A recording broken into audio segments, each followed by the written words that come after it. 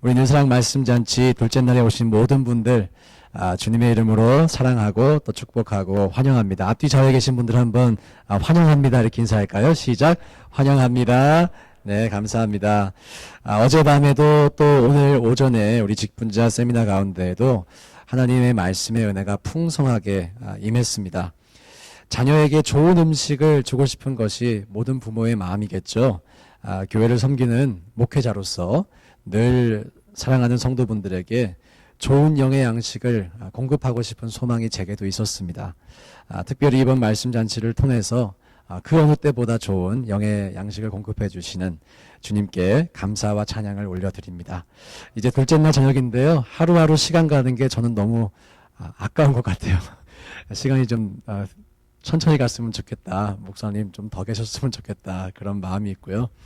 그래서 오늘 오는 길에 목사님과 2년 뒤에 하반기에 시간이 허락하시면 다시 와주십사 가계약을 했습니다. 그래서 여러분들이 기도를 많이 하시면 정 목사님 또 우리 교회 보내주셔서 부흥회 할 수 있을 줄로 믿습니다. 기도해 주시고요. 오늘도 강산 목사님 모시기 전에 저와 목사님 간에 있었던 에피소드 한 가지 소개하려고 합니다.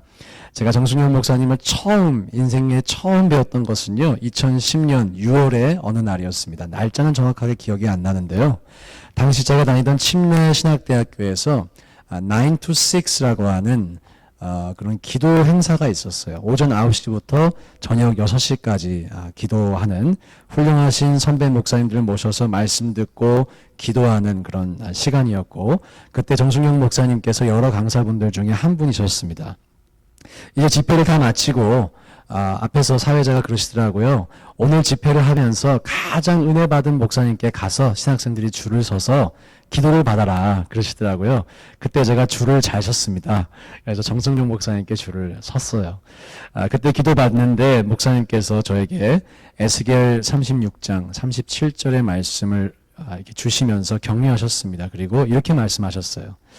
상원 형제님, 하나님께서 형제님을 무너진 곳을 다시 회복시키는 사람으로 사용하실 것입니다.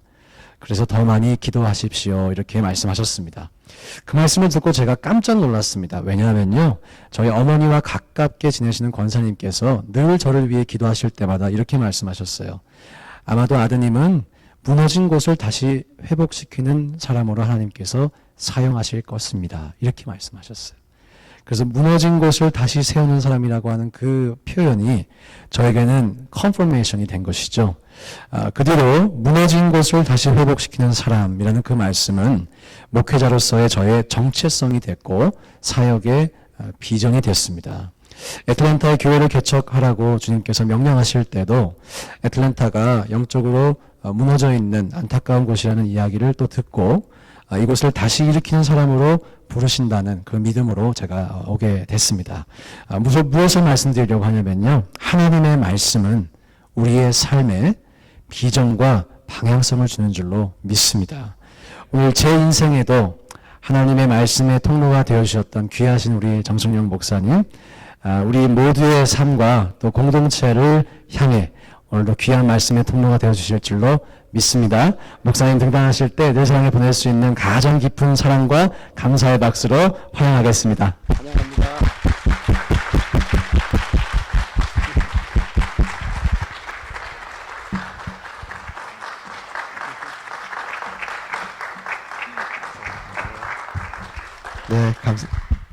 네, 감사합니다. 이 박수는 주님께 드리는 박수로 생각하겠습니다. 이 시간 주님을 찬양하고요.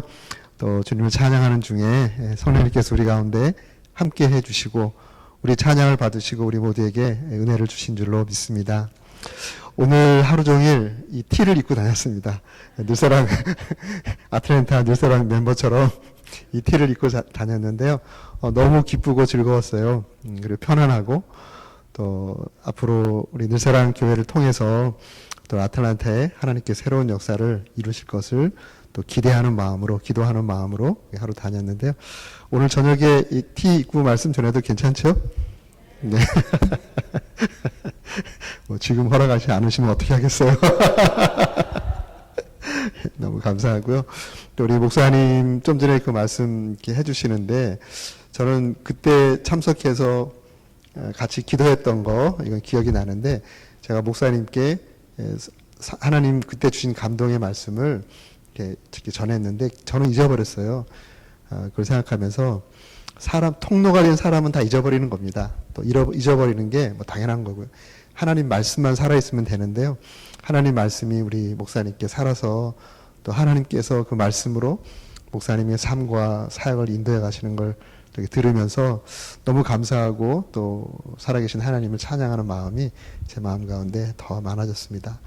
오늘 밤에도 하나님께서 이 시간 부족한 종을 통해서 교회에 또 성도님 또 목사님들 한 분 한 분에게 하나님께서 말씀하실 줄을 믿습니다. 네, 기도하겠습니다. 살아계신 아버지 하나님 감사합니다. 이 귀한 저녁에 우리 주님을 바라보며 주님께 찬양하며 이제 주의 종들이 주의 말씀 듣기를 원합니다. 주께서 꿈꾸셨던 교회를 이제 개척하시고 교회를 세워가시는 이 귀한 여정 가운데 부족한 종을 보내시고 하나님 말씀으로 섬길 수 있도록 함께할 수 있도록 은혜 주셨으니 감사합니다. 주여 이 밤에도 하나님께서 종을 사용해 주시고 또 기도하는 가운데 주셨던 이 말씀을 나눌 때 주의 성령께서 진리의 성령께서 이 자리에 운행하여 주시고 우리 공동체와 각자에게 주시는 하나님의 세미한 음성이 있도록 역사하여 주시옵소서. 감사드리며 예수님의 존귀하신 이름으로 기도했습니다. 아멘. 아멘. 우리가 이번 부흥회 초대교회에서 배우다라는 그러한 큰 주제 아래 개척된 초대교회들을 방문하면서 그 교회를 통해서 우리에게 주시는 메시지를 지금 받고 있는데요. 예루살렘 교회가 주님께서 처음 말씀하셨던 성령이 너에게 임하시면 너희가 권능을 받고 예루살렘과 온 유대와 사마리아와 땅끝까지 이르러 내 증인이 되리라 라고 하신 주님의 그 말씀을 제대로 실행하고 있지 못했습니다.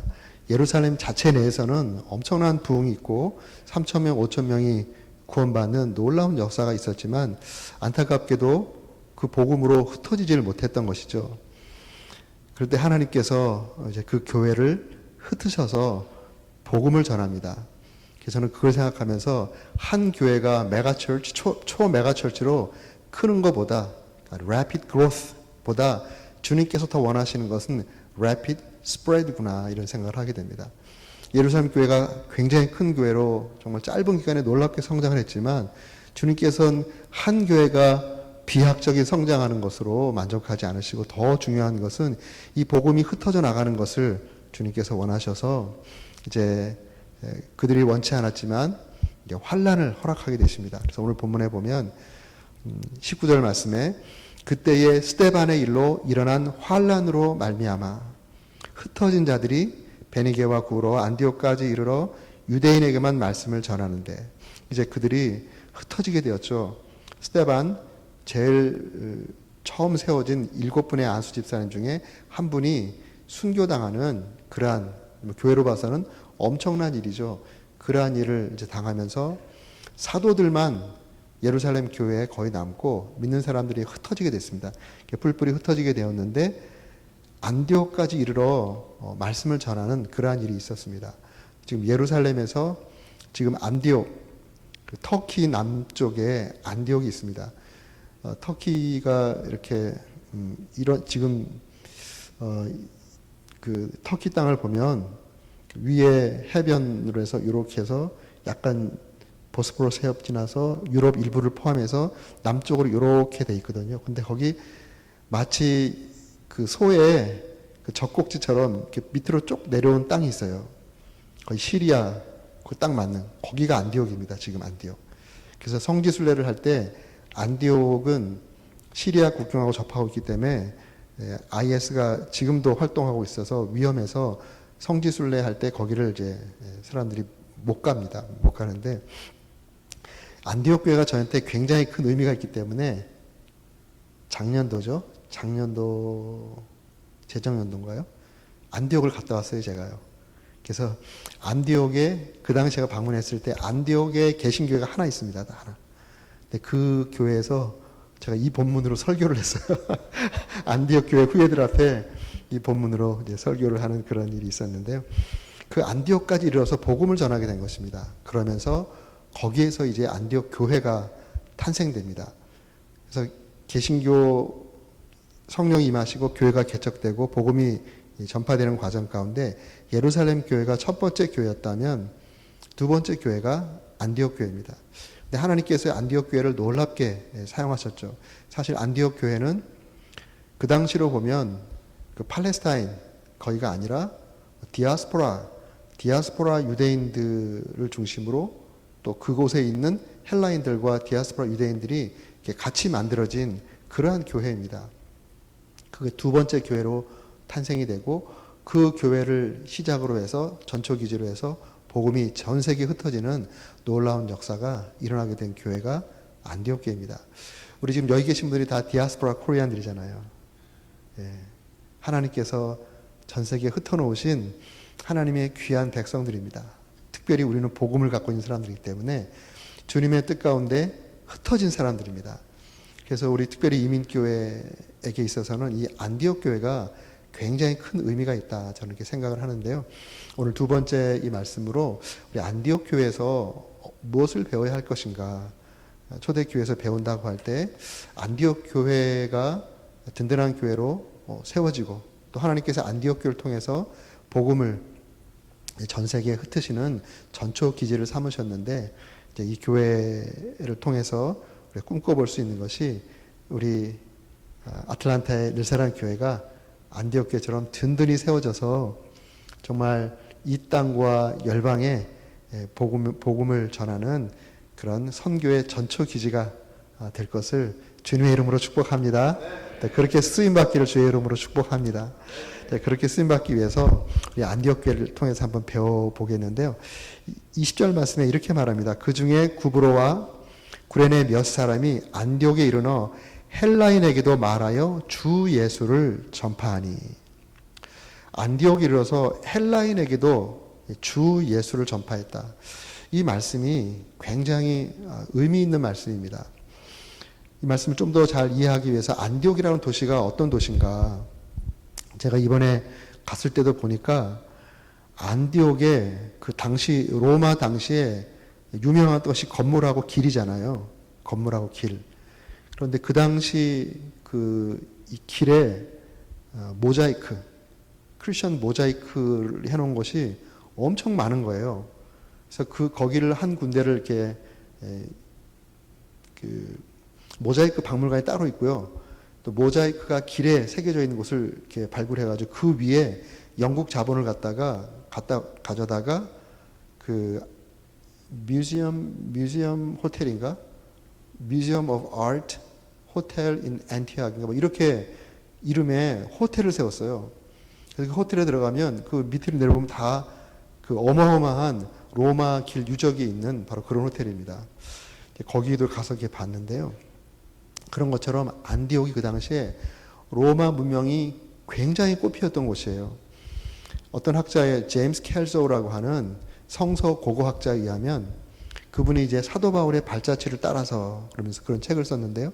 사도 바울이 복음을 전했던 그 옛날의 그 도시들을 따라가면서 발굴을 하고 그 발굴 결과를 이제 책으로 써서 낸 책이 제가 원 책 잊어버렸는데요. 그 제목이 사도 바울의 발자취를 따라서라고 하는 그런 책이 있습니다. 근데 거기에서 안디옥에 대한 설명이 나와요. 근데 안디옥이 그 당시에 로마의 3대 도시였다고 합니다. 3대 도시 중에 하나. 로마 제국이죠. 그 당시 지금. 로마 제국의 제일 중요한 도시는 당연히 이태리 반도 중앙에 있는 로마겠죠. 로마가 가장 중요한 일대 도시고 그리고 로마가 아프리카 북쪽과 이쪽 아시아 전체를 포함한 큰 나라였기 때문에 두 번째로 가장 거점 큰 도시가 아프리카를 대표하는 아프리카 북쪽의 알렉산드리아. 많이 들으셨죠. 그리고 이제 소아시아를 대표하는 교회가 에베소가 아니라 안디옥이었다고 그럽니다. 안디옥. 그래서 당시 안디옥은 인구가 50만이었대요. 50만. 그 당시에 인구 50만의 도시는 어마어마하게 큰 도시예요. 어마어마하게 큰 도시고 그리고 안디옥 그 위치 자체가 말씀드린 것처럼 동방에서 서방으로 가는 길목이 있어요. 안디오코 위쪽으로 큰 산맥이 있거든요. 그래서 동쪽에서 서쪽으로 갈 때 다른 길이 없는 거예요. 그 해변길을 가거나 아니면 그 산의 중간에 산을 넘어가거나 저 북쪽으로 해서 해안으로 넘어가. 이 세 길밖에 없어요. 근데 이 아래쪽 길의 핵심 도시가 안디옥입니다. 안디옥. 그러니까 당연히 교통의 요지가 되고 또 무역이 활발하고 학문이 활발하고 종교가 활발한 그러한 아주 중요한 도시였다고 합니다. 이렇게 무역이나 또는 뭐 학문 이런 것들의 중심, 아시아의 중심지였지만 또 하나는 자연 경관이 그렇게 좋았다 그래요. 그래서 로마에서 퇴역한 장군들이나 로마의 은퇴한 귀족들이 노후를 보내고 싶은 곳이 안디옥이었다 그럽니다. 지금 미국에서 은퇴하신 분들이 가장 많이 모이는 곳 중에 한 곳이 여기 아틀랜타라고 그러시더라고요. 로마 제국에서는 안디옥이었어요. 안디옥. 그리고 거기에 부가 많고 건물도 화려하고. 그 제일 마지막 부분에 안디옥을 지금 미국 사람들에게 가장 쉽게 설명할 수 있는 메타포를 든 것이 로마 제국의 안디옥은 지금 미국의 맨하탄과 같은 곳이다. 이렇게 표현을 함으로 안디옥이라는 도시에 대한 마무리를 이렇게 합니다. 그렇게 그와 같이 안디옥이 굉장히 물질 문명이 화려하게 발달되어 있는 그러한 곳이었다는 것이죠. 그런데 지금 이 환란을 겪고 흩어진 그리스도인들, 그 당시 로마 제국으로 보면 이 팔레스타인 여기는 아주 변방 중에 변방이죠. 시골입니다, 시골. 시골에서 흩어져 왔는데 3대 도시로 들어온 거예요. 3대 도시 들어왔을 때 아마 눈이 번쩍 뜨였을 거예요. 우리 옛날에 예를 들어 50년대, 60년대 미국으로 이민 오신 분들이 뉴욕 맨하탄에 딱 가보면 눈이 번쩍 뜨였을 것 같은 그런 충격을 받았을 거예요. 사람이 환경이 바뀌면 입에서 나오는 말이 달라집니다. 그 생각이 바뀐다는 것이죠. 와, 이런 곳에 내가 살게 됐네. 사람들 보니까 저렇게 좋은 집, 저렇게 좋은 입, 좋은 옷, 저렇게 좋은 마차를 타고 다니는데 나도 한번 저기 왔으니까 잘 살아보고 싶다. 이런 생각이 들만도 하잖아요. 그런데 이 안디옥에 처음 왔던 그리스도인들은 환경이 바뀌었어요. 더군다나 이 믿음 때문에 환란으로 흩어져 왔는데 그들의 삶의 메시지가 안 바뀐 거예요. 메시지가 뭐냐면 주 예수를 전파했다. Jesus is Lord. 예수님이 주님이시다라고 하는 이 복음을 전했다는 것입니다. 정말 놀라운 일이죠. 로마기 큰 제국을 이룰 수 있었던 것이 로마가 여러 나라를 통치하고 여러 지역을 통치하고 여러 민족을 그래도 효과적으로 통치했던 통치 방법이 하나 있어요. 그게 뭐냐면 포용주의입니다. 포용주의. 여러분 잘 알다시피 포용주의예요. 황제의 권력에 대항하지 않고 세금만 잘 내면 어느 종교를 갖든지 뭐 어떻게 살든지 문화와 종교를 다 포용해 줬어요. 그런데 그 포용 정책 아래 있었던 사람들 가운데 유일하게 죽도록 핍박받은 한 부류의 사람들이 있었습니다. 누구들이죠? 네, 그리스도인밖에 없어요. 그리스도인들이 이 포용주의 사회 가운데서 그렇게 핍박을 받고 그렇게 목숨을 잃고 했던 그 이유가 있는데 황제가 주가 아니라 예수가 주다. 큐리아스, 주란 단어가. 케이자르, 황제. 그 당시에 로마 제국에서 황제 숭배 사상이 나오잖아요. 황제가 인간이지만 신이다. 황제를 예배하고 황제를 예배하는 신전들을 막 짓는 이런 상황 가운데 이 흩어진 그리스도인들은 아니다. 황제가 주가 아니라 예수가 주다라고 가르치는 겁니다. 예수가 주시다. 크리스타스 is curious. 이거를 가르치는 거예요. 이거를 선포하는 거예요. 이거는 자기 목숨을 담보하지 않고는 선포할 수 없는 메시지입니다. 그런데 안디옥에 온 그 초창기에 이 성도들이 그 화려한 거리를 다니면서 주눅들지 않고 복음을 전했다는 것이죠. 정말 놀라운 사건입니다. 제가 안디옥에 갔을 때 그 저희를 이제 안내했던 그 현지 리더가 있어요. 현지 리더가 안디옥에 그 초창기에 왔던 그 사람들이 머무르면서 예배드렸을 것이다 라고 추정하는 그 유적지가 있더라고요. 거기 다 이제 그 나라에서 유적지로 지정해가지고 관광객들을 받고 있어요. 그래서 가봤습니다. 가봤더니 안디옥 시내가 쫙 내려다 보이는, 안디옥이 있으면 이 천혜의 요새라는 게요, 안디옥이 쫙 있으면 이 산으로 딱 둘러 있어요, 이렇게. 그래서 안디옥을 침공하려면 산을 넘어서 침공해야 되기 때문에 안디옥이 굉장히 천연의 요새입니다, 요새. 그런데 이 안디옥을 내려다 보이는 그 산 쪽에 동굴이 있는 거예요, 동굴교회. 그래서 그 동굴에서 사람들이 생활하고 예배드리고, 그리고 뭐 이렇게 화려한 집에 들어가 살 수 있는 경제적 형편이 안 됐겠죠. 흩어져 도망온 사람들이니까. 경제적 기반이 없으니까 그 동굴에서 간이 생활을 하는 겁니다. 그런데 거기서 예배드리고 간이 생활을 하는데 낮이 되면 그들이 이 화려한 거리에 나와서 예수가 주시다라고 하는 이 복음을 전하는 거예요. 위험천만한 메시지를 전한 것입니다. 하나님이 보시고 얼마나 그 마음이 기쁘시고 한편 조마조마하셨겠어요. 저들을 내가 도와주지 않으면 안 되겠다. 내 손이 저들을 보호해주면 안 되겠다. 이런 생각이 드셨을 것 같아요. 바로 21절에 이렇게 말씀합니다. 주의 손이 그들과 함께 하시매. 성경에서 주의 손 하면 주님의 임재, 주님의 능력을 메타포합니다. 우리 예수님이 지금 주님 하면 부활하신 이후의 사건인데, 하나님의 손, 지금 다 영어로는 personification, 의인화죠, 의인화. 지금 의인화로 쓰는데, 의인화에서 주님의 손 하면 하나님의 역사, 하나님의 능력, 이런 것들을 이야기할 때 주님의 손이라는 표현을 많이 쓰는데요. 주님의 손이 그들과 함께 했다. 하나님이 그들과 함께 하셨다. 하나님의 능력이 그들을 보호하셨다. 하나님의 능력이 그들을 사용하셨다. 라고 그렇게 해석을 할 수 있는데요. 주의 손이 그들과 함께 하심에 수많은 사람들이 믿고 주께 돌아오더라. 기적 같은 일이 일어난 거예요. 황제가 주시다. 주라는, 여기서 말하는 큐리어스는 역사의 주관자라는 뜻이에요. 모든 인생들의 주권자고 역사의 주관자라는 뜻입니다. 그들은 황제가 모든 그 시민들의 주인이고 역사의 주관자다 라고 믿고 있는 헬라인들이, 아니다, 황제가 아니라 예수가 주시다, 예수가 모든 인생들의 주권자시고 역사의 주관자시다 라고 하는 이 메시지를 받은 겁니다. 이건 하나님의 능력이죠. 하나님의 기적 같은 역사가 일어나게 되었습니다. 이 기적 같은 역사가 일어난 것에는 그들이 자기 목숨을 담보하고 복음을 전했다는 것이죠. 예수가 주시다라고 하는 이 복음을 붙잡았다는 것입니다. 이 복음을 목숨 걸고 붙잡으니까 하나님이 그들의 목숨을 살려주신 거예요. 그래서 우리가 그리스도인들은 복음을 붙잡아야 됩니다. 우리가 목숨 걸고 복음을 붙잡을 때 복음이 우리를 붙잡아 주는 거예요.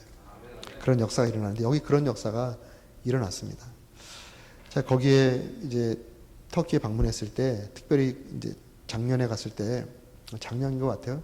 작년에 갔을 때 터키 이렇게 안전한 그 7교회 있고 또 이스탄불 이쪽은 이제 안전한 지역이기 때문에 성지순례에서 여러 번 갔었어요.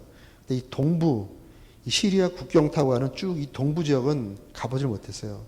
거기 보면 동부에 하란도 있고, 하란 가보고 깜짝 놀라요. 많은 걸 배웠어요. 하란, 그 다음에 그쪽 쭉 올라가면서 이제 아주 위험한 도시들이 있어요. 거기는 아주 강성 모슬렘들이 살고 있는 그런 지역입니다. 그런데 그 지역마다 교회가 있는 거예요. 교회가. 그 현지인들이 예수님 믿고 복음에 목숨을 걸고 교회를 개척하고 십자가를 걸고 개신교회라 팻말을 붙이고 그 지역을 책임지고 있더라고요. 그러면서 너무 위험천만하게 그곳에 있는 거예요. 언제 테러 당할지 모르고 가끔 가다가 자기한테 테러 위협을 하는 거는 괜찮대요. 그런데 테러 편지가 오기를 너의 자녀가 너의 딸이 지금 몇 시에 학교 가는 걸 우리가 다 보고 있다. 이런 식으로 위협을 하는 거예요. 그런데 그 자리를 떠나지 않고 거기서 복음을 전하면서 교회를 지키고 있는 현지 리더들이 있더라고요. 실제로 2번이나 그 선교사님들이 거기서 살해당했잖아요. 전에 독일 선교사님이 이 칼로 뭐 수십 방을 이렇게 해가지고 순교당한 거 전 세계에 드러났잖아요. 그리고 3년 전인가 4년 전에는 우리 한국 선교사님이 제가 방문했던 바로 그 도시에서 그 살해되셨어요. 그런 지역인데 거기서 복음을 전하고 있는 거예요. 그래서 제가 너무 도전을 받았어요. 그러면 제가 물어봤어요. 어떻게 여기서 참고 참고 복음을 전하면서 교회를 지키고 있냐. 그랬더니 그 리더 중에 한 명이 그러는 거예요. Jesus paid the price. His disciples paid the price. So I paid the price. 와, 저는 그 영어가 잊을 수가 없어요. Jesus paid price. 거기는 이제 of his life죠. For your soul. 너의 영혼을 위해서 예수님이 그들의 생명을 지불했다. 예수님의 제자도 pay the price 했다. 당연히 나도 그래서 pay the price 하는 거다. 그러한 모습으로 거기 살고 있더라고요. 제가 아주 큰 도전을 받고 정말 이 복음을 전하는 일에 전심전력해야 되겠다. 어떤 상황에서든지 복음을 전해야 되겠다. 우리 복음 전도를 가장 우리 교회 내에서 복음 전도를 가장 힘빼게 만드는 것이 다원주의입니다. 다원주의. 종교다원주의. 종교다원주의는 다른 종교에도 구원이 있다는 거예요. 그러니까 다른 종교 믿어도 구원받을 수 있으니까 그 사람들의 신앙을 존중하고 터치하지 말고 그냥 네 신앙이나 잘하라 이겁니다. 이 다원주의 신학이 휩쓸고 곳은 전도의 열정을 잃어버리는 거예요. 첫 번째 전도는 가족 전도입니다. 가족 선교. 우리 다음 세대, 우리 자녀들에게 선교하는 거, 우리 지역에 선교하는 거, 열방 선교하는 거, 이것이 무너져 버리는 거예요. 그리고 전도의 열정을 다 빼앗아 버려요. 유럽이 다원주의 때문에 다 무너졌습니다. 다 무너졌어요. 지금 미국도 다원주의를 얼마나 아주 전략적으로 가르치는지 모릅니다. 제가 남가주에 알고 있는 저희 제자 전사님이 남가주 베델교회, 얼바인에 있는 베델교회 칠드런 디렉터거든요. 그분이 그러는 거예요. 자기 딸이 학교 갔다 오더니 막 너무너무 좋아하더래요. 엄마, 우리 선생님이 크리스찬인가 봐. 그러니까 왜? 그러니까 그 예수님이 너무 좋은 분이라고 그렇게 얘기를 하더래요. 그래서 자기가 우리 선생님이 크리스찬인가 보다. 그래서 되게 좋았는데 그 다음날 갔다 오더니 시무룩하더래요. 그 다음날은 마호멧이 너무너무 훌륭한 분이다 또 그러더라고요. 또 그 다음날에는 부다가 정말 훌륭한 분이다 또 그러더래요. 그러더니 종교 지도자들을 쭉 소위 말한 종교 쭉 말한 다음에 마지막으로 하는 얘기가 다들 훌륭한 분들이기 때문에 어느 한 사람만 주장하는 거는 그거는 나쁜 거라 그러더래요. 우리 어린아이들에게 가르치고 있다니까요. 그러니까 어린아이들이 예수를 믿어야만 구원받는다라는 메시지를 받지 못하게끔 아예 토양을 깔아버리는 거예요. 그리고 그런 말을 하는 말을 거부감 느끼게 만들어버리기 때문에 자녀들에게 복음 전하는 것도 어렵고 그렇게 지금 미국도 흘러가고 있어요. 그래서 제가 아침마다 기도할 때 제가 성막 기도를 하는데요. 성막에 들어갈 때 성막 동편에 문이 하나밖에 없잖아요. 그 문이 하나밖에 없는 거는 하나님의 임재 앞으로 나가는 그 길은 예수 그리스도 그분을 통해서밖에 갈 수 없다라는 것을 거기 심벌라이즈 하는 거거든요. 주님께서 말씀하셨듯이 나로 말미암지 않고는 아버지께로 올 자가 없다. 내가 길이요 진리요 생명이니 나로 말미암지 않고는 아버지께로 올 자가 없다. 예수님, 우리 예수님의 제자들도 천하에 구원받을 만한 다른 이름을 준 일이 없다. 그러면 예수만을 전해야 되죠. 교회가 예수님만을 전해야 됩니다. 그리고 다른 종교에 있는 사람들에게도 물론 그분들의 삶을 우리가 존중하지만 구원받아야 할 잃어버린 영혼이라는 생각 속에 끊임없이 지혜롭게 복음을 전해야 되는 것이죠. 그것을 이제 놓고 늘 기도합니다. 기도하면서 특별히 교회 내에, 신학교 내에 침투해 있는 이 다원주의 신학과 제가 할 수 있는 한 다원주의 신학과 제가 또 주님께서 인도하시는 것만큼 제가 사명감을 갖고 싸우겠습니다. 예수가 주시다라고 하는 이 예수 복음, Only Jesus. 이 예수 복음만 증거하는 삶을 살겠습니다. 늘 아침마다 다짐하는 기도를 하거든요. 우리 교회가 하나님께서 주의 손이 함께 하시고 수많은 사람이 믿고 돌아오는 그러한 교회가 이제 시작부터 그래야 돼요. 그래야 되는데 그러기 위해서는 복음이 분명해야 되는 겁니다. 복음이 흐리면 파운데이션이 흐린 겁니다. 주는 그리스도시요 살아계신 하나님의 아들이십니다. 이 고백 위에 주님께서 교회를 세우겠다고 말씀하셨잖아요. 예수가 누구신가? 예수님만이 구원해 주신 주님이시다라고 하는 것을 강단에서 늘 선포하고 그것으로 교회가 파운데이션 짓지 않으면 주님께서 역사하기가 어려운 그런 교회가 되겠죠. 그런데 그 레너드 스위트라고 하는 뚜루 대학교의 그 석좌 교수고 또 우리 감리교 잘 아시죠 목사님? 감리교의 아주 유명한 학자세요. 이 그 레너드 스위트 이분이 교회 미래학자로서 교회 갈 방향을 이제 제시하는 분이죠. 학문적으로 갈 방향을 제시하기 위해서 교회 현 주소를 알아야 되잖아요. 그래서 미국 교회, 한국 교회, 전 세계의 교회들을 다 방문하면서 교회들을 진단하는 시간을 가졌답니다. 교회를 진단하는 그런 많은 한국도 여러 번 오셨어요. 그런 진단을 끝난 다음에 그분이 글을 쓰셨는데 지금 현대 교회가 중병에 걸렸다. 이렇게 진단을 했습니다. 그러면서 병명을 말씀하셨어요. 병명. 그 병명이 뭐냐면 JDI예요. JDI. 그 영어의 약자인데요. 그 저 앞자만 이렇게 에크로님으로 이렇게 만든 건데 JDI. 이게 뭐 약자냐면 Jesus Deficit Disorder. 예수 결핍증.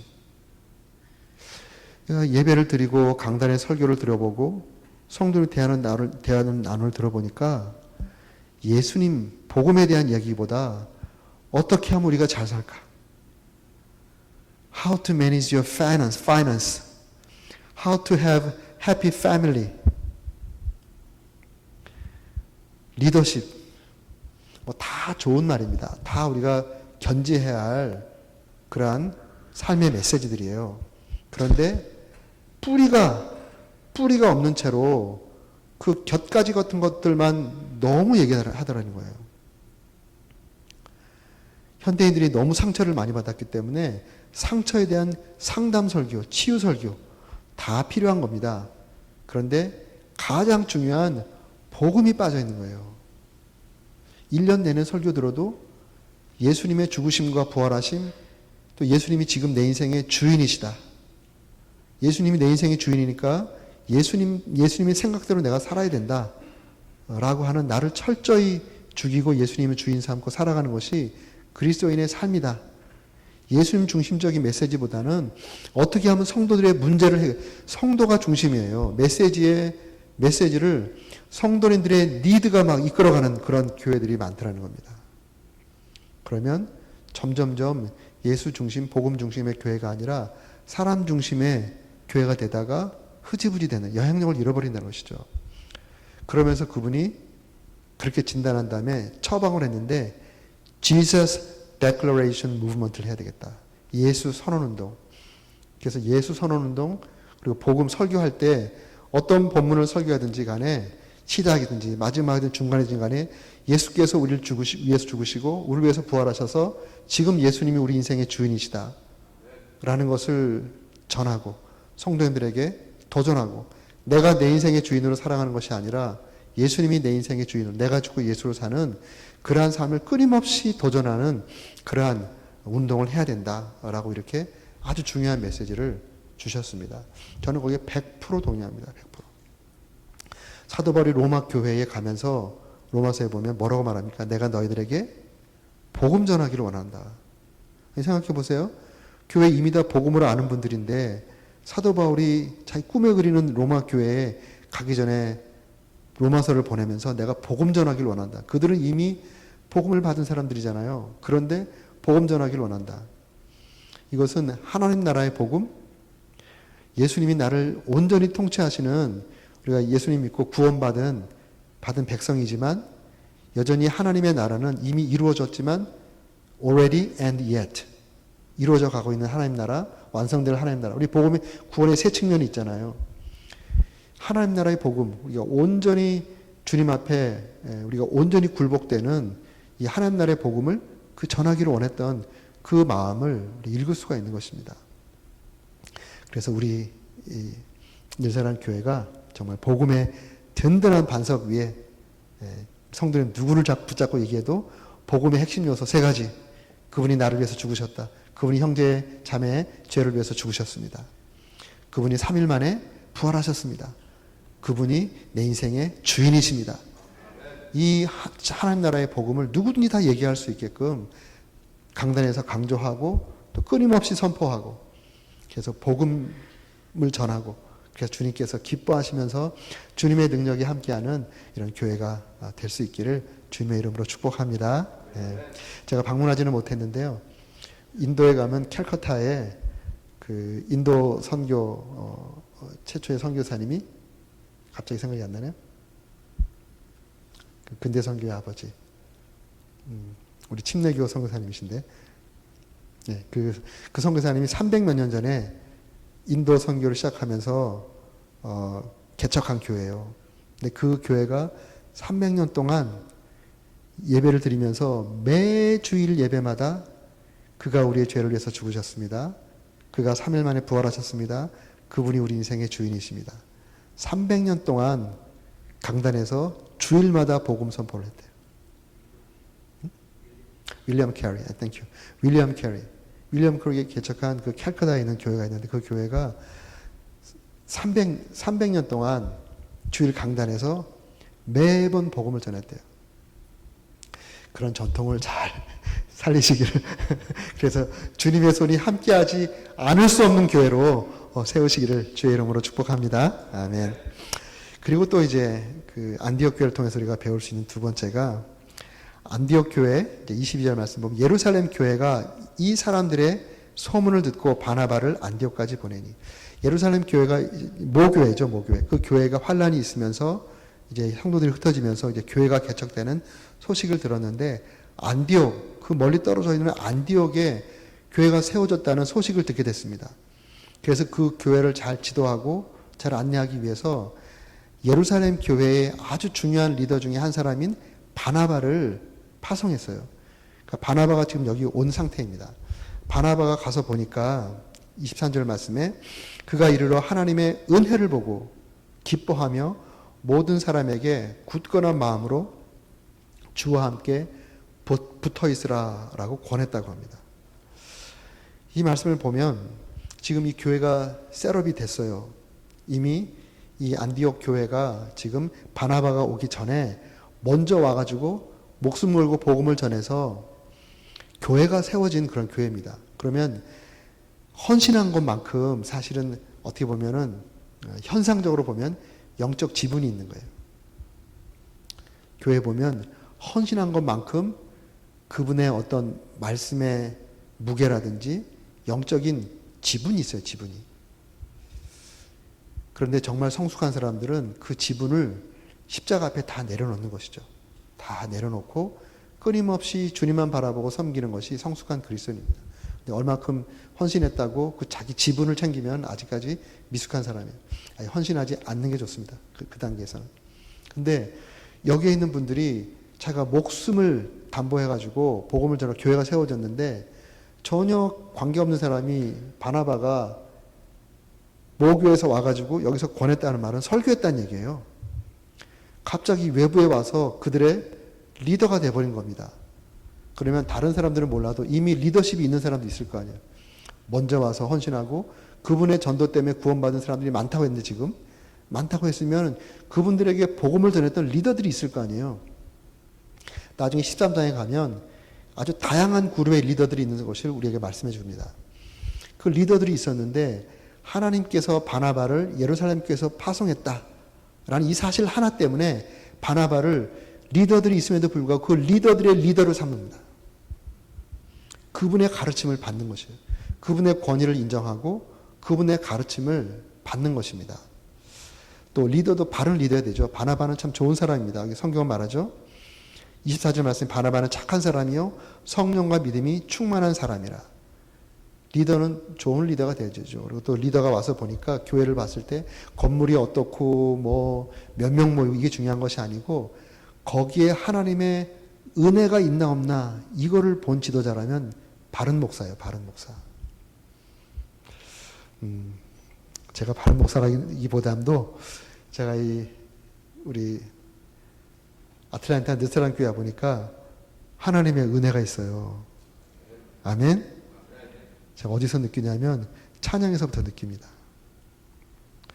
똑같은 찬양을 해도 기도하고 하나님의 은혜가 있는 그 찬양을 드릴 때 우리에게 임하는 그 감흥이 달라요. 저는 굉장히 어제는 찬양하다 제가 눈물이 났어요. 사실 성도님들이 지금 개척당이기 때문에 많지 않으신데 찬양 팀으로 보면 몇백 명 교회 찬양단 같아요. 왜 웃으시죠? 아멘.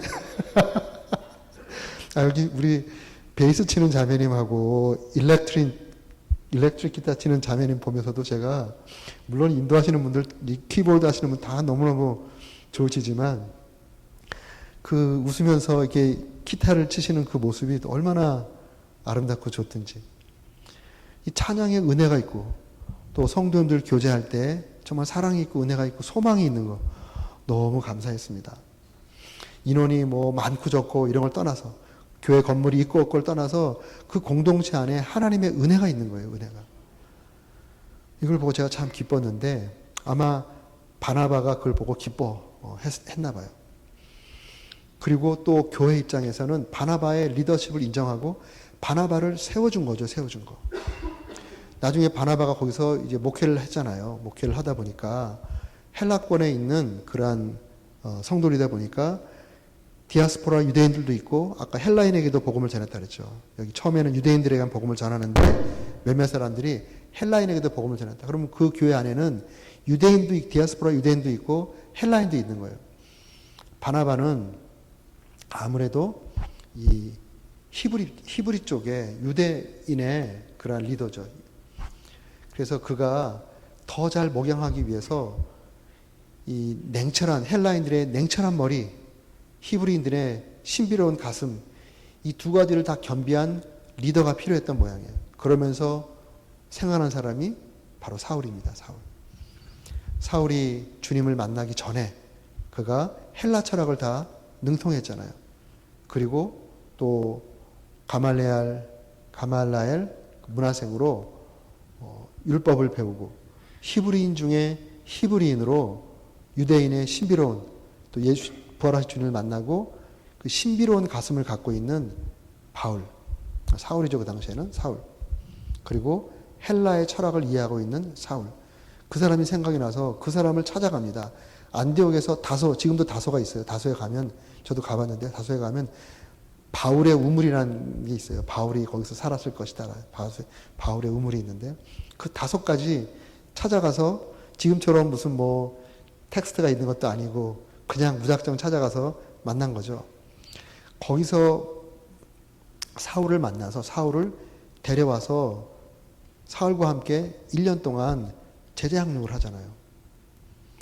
그러면 안디옥 교회에 있는 기존 리더들이 바나바가 왔을 때 당신이 누군데 우리를 가르치려고 하느냐고. 사울을 데려왔을 때 Who are you? 지금 우리 공동체가 이만큼 세워주기까지 당신이 한 게 뭐가 있냐고.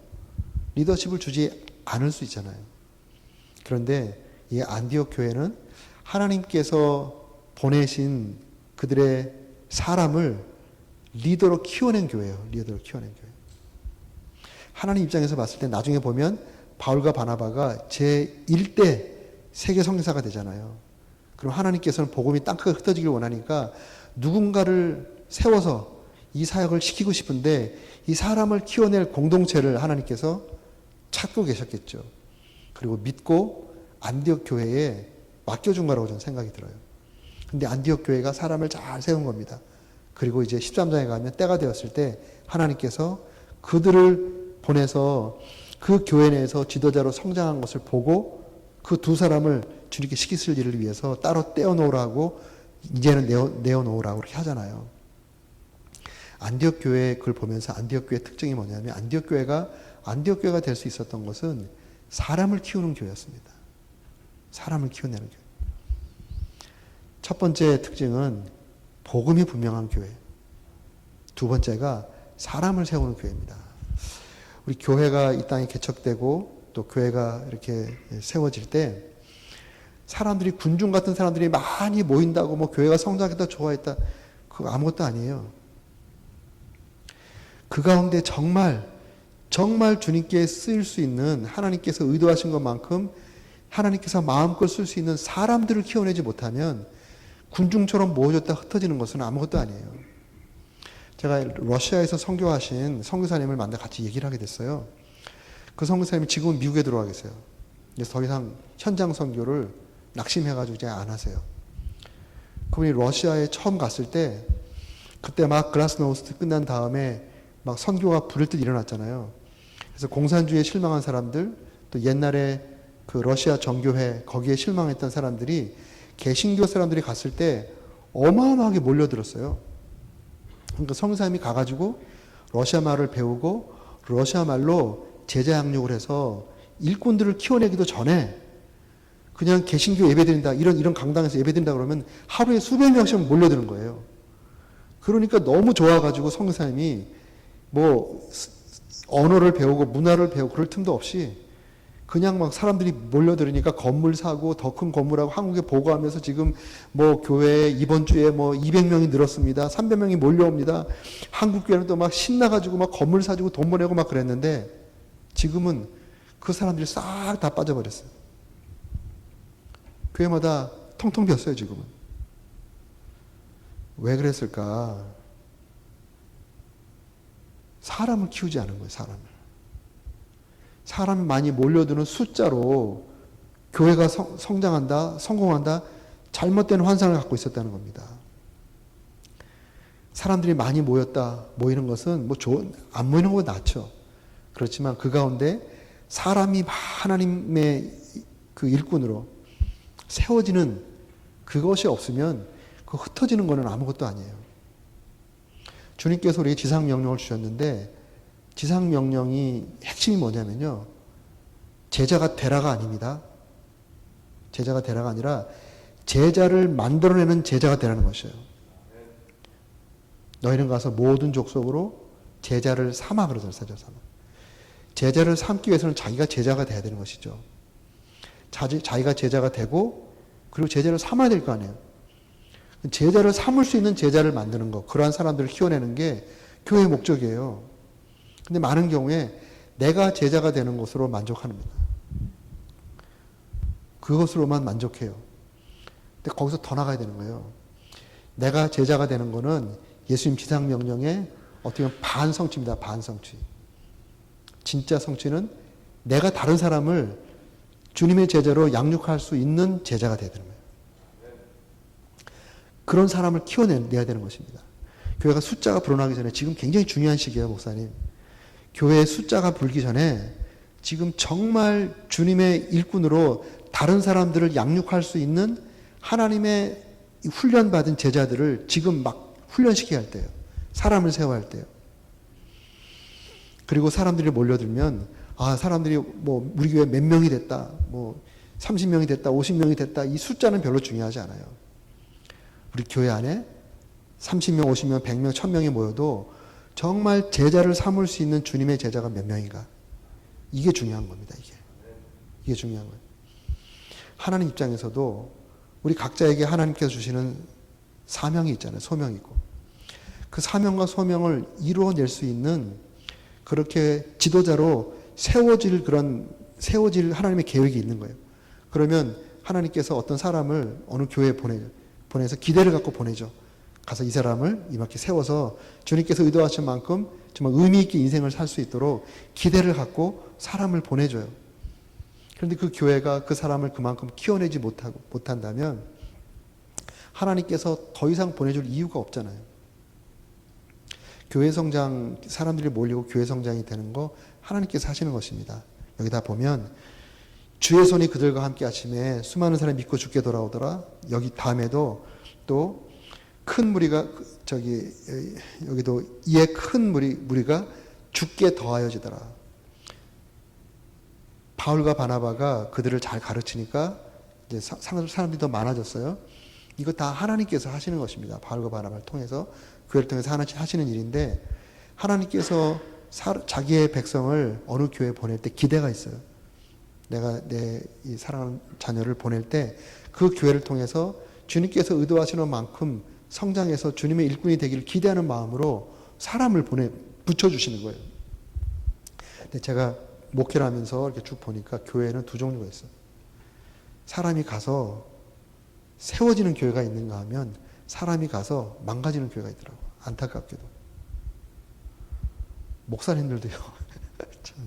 이런 말씀 정말 죄송하지만, 목회자가 갔을 때 훌륭한 목회자로 세워지는 교회가 있는가 하면 목회자가 가서 상처받고 깨지고 더 이상 목회의 소망을 잃어버리고 기법하고 나오는 그런 공동체가 있어요. 정말 이런 교회가 있어서는 안 되지만, 제가 있었던 지역의 어느 교회는 목사의 무덤이라고 하는 별명을 가진 교회가 있었어요. 목사님이 이제 청빙받아서 가서 한 4년 5년 하면 만신창이가 돼가지고 그냥 그 교회를 떠나서 더 이상 목회를 할 수 없을 정도로 망가진 거예요. 그 교회가 어떻게 됐을까요? 갈수록 어려워지죠, 당연히. 하나님께서 당신의 종을, 제대로 된 종을 보내겠어요? 그러니까 계속 어려워지는 거예요. 제가 바라기는 우리 늘세랑 교회가 사람을 잘 키워서 배출하는 그런 교회가 될 수 있기를 축복합니다. 그리고 사람의 기도로 세우고 또 필요하다면 물질로 후원하면서 이렇게 사람을 세우는 것. 이름이 지금 늘사랑 교회잖아요. 늘사랑 교회의 중요한 특징이 있어요. 사람을 세우는 교회입니다. 사람을 세우는 교회. 제가 섬겼던 대전의 늘사랑 교회를 통해서 지금 우리 한국의 교단에 해외 선교 회장이 나왔어요. 2년 전에 제가 목회할 때, 그때 이제 그분이 회장이 됐습니다. 저희 교회 1호 파송 선교사님이에요. 그 파송 선교사님이 우리 교단 선교 전체의 수장이 되는, 얼마나 큰 영광입니까? 그 교회에 대전 시장이 있었어요. 연구소 원장들이 있었어요. 대학교 총장이 있었어요. 하나님께서 그분들이 신앙으로 잘 셋업되고 사회에 나가서 영적인 영향력을 발휘할 수 있도록 사람들이 막 이렇게 세워지는 거예요. 그 교회에서 선교사님들이 26가정이 나오잖아요. 그런 걸 생각하면 너무너무 감사한 겁니다. 이제 같이 지금 늘사랑 교회에서 우리 아틀란타 늘사랑 교회를 위해서 기도하고 있습니다. 또 늘사랑 교회에서 하노이 늘사랑 교회를 개척했잖아요. 하노이 늘사랑 교회가 지금 하노이에서 가장 빠르게 성장하고 있어요. 그리고 그 하노이 늘사랑 교회를 개척하신 분도 우리 스태프 중에 한 분이었어요. 잘 아시죠? 정원호 목사님. 그분이 거기에서 안수받고 소명받고 선교지에 가서 또 교회에서는 또 같이 기도하면서 늘사랑 교회가 막 세워지고 있어요. 저는 늘사랑 교회가 건물이 어떻다, 재정이 어떻다, 성도가 몇 명 모인다, 이거는 하나도 자랑거리가 아니라고 생각해요. 굳이 자랑거리를 삼는다면 그 교회에서 배출한 사람들이 누군가. 어떻게 보면 저도 늘사랑 교회에서 배출한 사람이죠.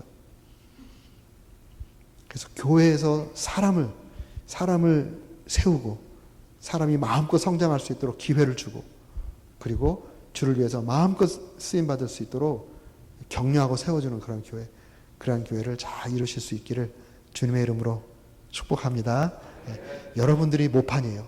여러분들이 모판. 여러분들 통해서 교회가 개척이 됐으니까 이제 어떤 사람들이 오면 여러분들의 기도와 협력과 양보와 기회를 주는 것으로 그분들이 여러분의 모판에서 성장할 수 있도록 이제 여러분들이 잘 역할을 감당해 주시기를 주님의 이름으로 축원합니다. 아멘. 그리고 이제 마지막에 보면 이제 어떤 또 특징이 있는가, 안디옥 교회가 27절부터 보면 이런 말씀이 있습니다.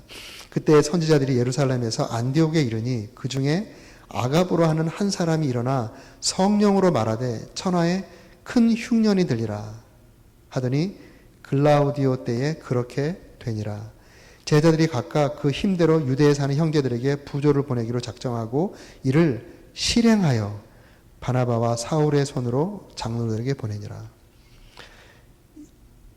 이 내용 그대로 이제 안디옥 교회가 이렇게 형성이 되고 또 성장하고 드디어 안디옥에서 안디옥 교회 성도들에게 저들이 그리스도의 제자들이다, 그리스도의 사람들이다라고 하는 그리스도인이라고 하는 말을 듣게 됩니다. 사실 이거는 뭐 자랑하면서 얘기하는 것이 아니라 비꼬는 말이에요. 저것들 봐라, 우리 요 사람은 예수쟁이들이다. 그런데 예수쟁이 입장에서는 내가 예수쟁이다라고 인정되는 게 신앙생활 잘하는 겁니다. 신앙생활 잘하고 있었다는 거예요. 이런 상황 가운데 예루살렘에서 어느 선지자가 내려왔어요. 근데 그 선지자가 갑자기 그 공동체 안에서 성령으로 말을 합니다. 성령 충만한 가운데 말을 하죠. 그럼 안디옥 교회가 성령께서 말하는 것을 들을 수 있는 귀가 있었어요. 귀가. 13장에서도 성령께서 예배드릴 때 말할 때 들었잖아요. 어제 성령께서 임하시면 영적인 귀가 열린다. 개인적으로 뿐만 아니라 공동체에 열려야 된다는데 안디옥 교회는 바로 그런 교회였습니다. 성령님께 민감한 교회죠. 성령의 음성을 들을 수 있는 성령님께 아주 민감한 교회였다는 걸 알 수 있습니다. 그런데 성령의 민감한 그 음성을 듣고 은혜 받고 끝난 것이 아니라 여기서 보면 실행했다. 성령께서 말씀하시는 것을 put into practice, put into action, 실행했다는 겁니다. 이게 굉장히 중요합니다. 근데 이게 쉬운 일이 아니에요. 사도행전을 역으로 다시 보면 6장에 가면 예루살렘 교회가 막 성장하다 처음으로 교회 내에 분쟁이 생깁니다. 뭐 때문에 분쟁이 생기냐면 구제하는 문제 때문에. 헬라파 과부들과 히브리파 과부들이 있었는데 구제를 하는데 헬라파 과부들이 자꾸 구제해서 누락이 되는 거예요. 그러니까 헬라파 그리스도인들이 이제 컴플레인을 하는 것이죠. 왜 잘 이렇게 구제가 공평하게 되지 않고 왜 우리 헬라파 과부들이 구제해서 자꾸 누락이 되느냐라고 하니까 사실은 사도들이 그러한 일까지 다 하다 보니까 좀 손이 미치지 못한 것이죠. 그래서 그것이 발단이 돼서 안수집사님들을 뽑잖아요. 믿음과 성령이 충만한 사람들을 데려와서 시험하고 안수하고 그분들로 하여금 그러한 일을 하게 하면서 초대교회가 이제 좀 시스템화되는 계기가 됐어요. 그런데 지금 그 배경 속에 이 본문을 보면 이 안디옥 교회의 유대인들은 헬라파 유대인들입니다. 헬라파 유대인들. 돌아보면 얼마 전에 이 물질 문제 때문에 구제하는 건 물질을 안 하는 거잖아요. 이 물질 문제 때문에 상처를 받은 사람들이에요. 물질 문제 때문에 상처를 받았는데 안디옥이라는 곳에 안디옥은 대도시다 보니까 천하의 흉년이 들어도 큰 타격을 받지 않는 거예요. 그런데 이쪽 팔레스타인 쪽은 큰 타격을 입은 것이죠. 그런데 그들이 성령께서 천하에 큰 흉년이 들 것이다라고 성령께서 말씀하셨을 때 하나님께서 왜 저 선지자를 통해 성령의 음성을 듣게 하셨을까? 라고 아마 기도했겠죠. 본문에는 안 나왔는데 그들이 실행한 걸 보면 이러한 상황이 벌어지면 형제 교회를 도우라 라고 하는 이러한 메시지를 받은 것 같아요. 실제로 천하의 흉년이 들어서 예루살렘 교회가 어렵다고 하니까 그 형제들이 그 힘대로 최선을 다해서 유대에 사는 형제들에게 부조를 보내는 것이죠. 부조를. 저 같으면 얼마 전에 물질적인 문제 때문에 내가 상처를 입었는데 너희가 우리한테 물질적인 문제로 상처를 입히더니 한번 니네도 한번 당해봐라. 쌤통이다. 아마 이랬을 것 같아요. 그런데 그들은 인간적 이런 감정을 성령에 민감하기 때문에 성령께서 그런 인간적인 감정을 초월해서 그들을 도우라라는 그러한 이유로 감동을 주셨기 때문에 그것을 인간적인 생각을 뛰어넘어서 인간적인 상처를 뛰어넘어서 그것에 순종하잖아요. 실행하잖아요. 실행해서 바나바와 사울의 손에 예루살렘 교회 있는 장로들에게 그들의 사랑의 헌금을 보내줍니다. 성령에 민감하지 않으면 할 수 없는 일이죠. 또 성령에 민감한 일이 사도행전의 13장에 또 나오잖아요. 그들이 정말 이제는 사랑하고 존경하는 그 리더십 그룹에 사울과 바나바가 들어갔어요. 그리고 가장 중요한 영향력을 끼치는 탑2 리더가 됐습니다. 그런데 성령님께서 이 두 사람을 이제 양보하라고 하니까 양보하잖아요. 쉽지 않은 일이죠. 그래서 금식하며 양보하는 이 성령님께 민감하고 성령님께서 감동하신 것을 실행했다, 순종하는 교회가 되었기 때문에 이 안디옥 교회가 결국 역사의 길이 남을 그러한 교회가 되었고 세계 선교의 전초 기지가 되는 그러한 교회로 남게 됐죠. 저는 천국에 가면 예수님 제일 먼저 만나보고 싶고요. 두 번째로 만나보고 싶은 분이, 제가 영어 이름이 존이에요. 존 더 배프티스트. 침례요한. 그는 흥하에 되어 있고 나는 쇠하리라. 제가 직장 다닐 때 이 말씀에 은혜 받고 제 영어 이름을 존으로 정했어요. 존. 그래서 제 영어 이름이 존입니다. 근데 존 디 어파슬이 아니라 존 더 배프티스트. 그래서 그 존을 만나보고 싶어요. 침례요한을 만나보고 싶어요. 그 다음에 만나보고 싶은 사람들이 안디옥 교회 사람들이에요. 어떻게 정말 이렇게 우리는 지금 성경책이라도 있고 이렇게 말씀을 전해주는 사람이 있으니까 이렇게 하면 되는데 어떻게 우리가 성경에서 본 것처럼 그런 모습을 보였는지 정말 너무 존경한 은혜 많이 받았다고 가서 말해주고 싶어요. 성령께 민감한 교회, 성령의 귀를 기울이고 성령께서 말씀하시면 순종하는 교회, 또 개인적으로 성령께서 말씀하시면 순종하는 교회, 성도, 이런 분을 통해서 하나님께서 놀라운 당신의 역사를 이루어 가십니다. 제가 늘사랑 교회 대전에서 이제 사역할 때 성령께서 이렇게 말씀으로 인도하셔가지고 건축을 하게 됐어요. 건축을 할 때 우리가 상상할 수도 없는 건축을 하나님께서 이렇게 하게 하셨어요. 뭐 어차피 우리 힘으로 하는 거 아니니까 성령의 감동, 우리의 순종, 이 신앙의 기본기로 이 건축도 하자고 그래서 건축을 했습니다. 그런데 건축하는 과정 가운데 성령께서 계속적으로 감동을 주시는 게 뭐냐면 선교사를 파송하라는 거죠. 건축 상황에 들어가면 교회 행정적으로 보면 비상사태입니다. 비상사태. 그래서 재정을 긴축하고 건축에 어려움이 없도록 재정을 긴축하잖아요. 근데 선교사를 한 분 파송하면 그 한 가정에 대한 교회의 다른 부담도 크지만 재정적인 부담이 엄청나게 큰 거예요. 그런데 선교사를 파송하라고 계속 파송될 선교사를 막 일으키시는 거예요. 그래서 우리는 뭐 주님께서 하시는 거니까 어차피 우리 힘이 안으로 하는 거 아니니까 감동대로 그냥 순종했어요. 다 순종하고 건축이 다 끝났어요. 주님만 대로. 뒤돌아보니까 4년 반 동안 건축하는 동안에 5가정을 파송한 거예요. 제가 깜짝 놀랐어요. 저는 5가정을 파송했는지도 몰랐어요. 나중에 다 끝난 다음에 성사님 파송한 날짜들을 이렇게 쭉 보니까 건축 기간 동안에 파송된 가정이 5가정이더라고요. 그리고 건축하는 중간에 교회를 하나 개척했어요. 계룡 늘사랑 교회가 건축 시작하면서 개척한 교회입니다. 너무너무 신기한 거예요. 만약에 인간의 머리로 목회적인 스킬로 목회했다면 도저히 일어날 수 없는 일이죠. 그런데 성령께서 역사하실 때 성령께서 말씀하시면 순종한다. 성령께 민감하고 순종한다. 참 감사하게도 우리 교회 지체들이, 리더들이 동일한 프린시플을 갖고 있었어요. 우리의 생각이나 우리 어떤 계획보다도 성령께서 말씀하시면 우리 교회는 무조건 순종입니다. 내 교회도 아니고 목사님 교회도 아니고 주님의 교회니까 주님께서 성령으로 말씀하시면 주님의 계획이 있을 테니까 내 생각으로 제한하지 않고 무조건 순종한다. 그러면 나중에 알게 된다. 선 순종 후 지식. 우리 지식 갖고 그 다음에 순종하잖아요. 근데 성경은 선 순종 후 지식입니다. 나중에 알게 되는 게 참 많더라고요. 우리 또 동일한 이름을 갖고 있는 우리 늘사랑 교회가 성령님께 민감해서 이 안디옥 교회처럼 성령께서 말씀으로 기도 가운데 공동체 가운데 감동하신다면 그것에 기쁨으로 순종, 실행해서 하나님의 거룩한 역사 앞에 존귀하게 쓰임받는 그런 교회로 지속적으로 성숙하고 성장하고 또 더 많은 영향을 끼치는 교회로 잘 성장하기를 주님의 이름으로 축원합니다. 아멘. 기도하겠습니다. 살아계신 아버지 하나님 감사합니다.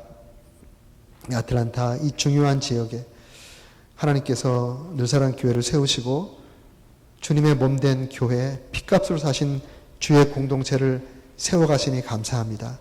하나님 아버지 주님께서 감동하시는 예비한 주의 백성들을 보내주시고 또 같이 한 비전 가운데 주님의 건강한 교회, 유학력이 있는 교회를 잘 세워갈 수 있도록 하나님 도와주시기를 간절히 바라고 합니다.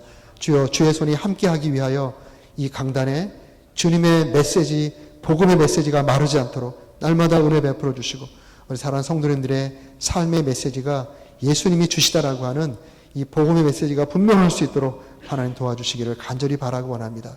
주여 이 공동체 가운데 사람이 하나님께서 의도하시는 것만큼 주님의 사람들이 주님의 일꾼 주의 군사들이 불일 듯 일어나는 그러한 교회 될 수 있도록 하나님 축복하여 주시고 성령께 민감하고 성령께서 말씀하신다면 모든 역량을 다 동원하여 순종하고 실행하는 그래서 하나님의 역사를 깊게 경험하는 교회 될 수 있도록 하나님 축복해 주시옵소서. 감사드리며 예수님의 존귀하신 이름으로 기도했습니다. 아멘.